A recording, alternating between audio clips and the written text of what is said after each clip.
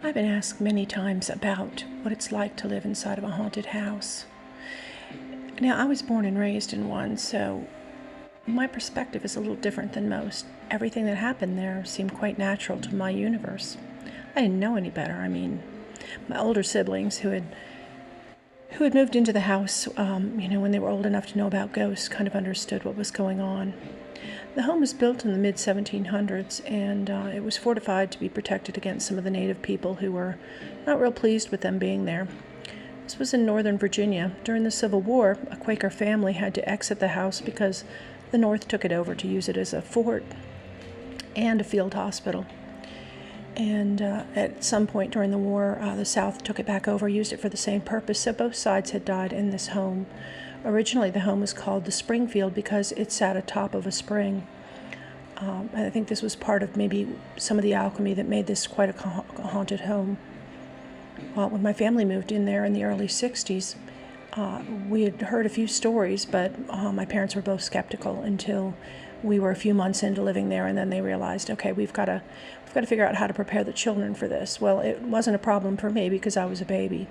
But for my other siblings, my parents informed them, during the Civil War, some soldiers had died here and they had families and they missed their families. And we've moved in here with 5 children, so who better to guard you than soldiers? So if you hear them walking the halls at night or you run into seeing them now and then, they're just there to protect you. I spent my childhood digging up artifacts, which helped to work on some psychometry skills for me, where I can touch objects and be able to know a lot about the history of the people who've encountered those objects. When I got older, it became very apparent that I was going to be a writer, and my family all wanted to contribute their experiences at the estate and into some kind of a book form in the future. Well, it took me a few decades, but finally I got everything together and I was able to present the book Growing Up with Ghosts, and it is an award-winning book, 5 stars.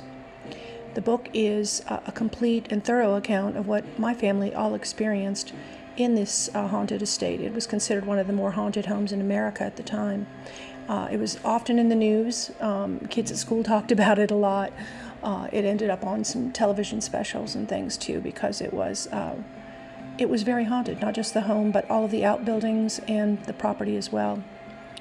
I was very proud and pleased to be able to give my parents and my siblings stories, as well as my own, and show how these 7 people can be living in a house together and have very different viewpoints on what occurs. Some of it was spontaneous, other things were almost like clockwork.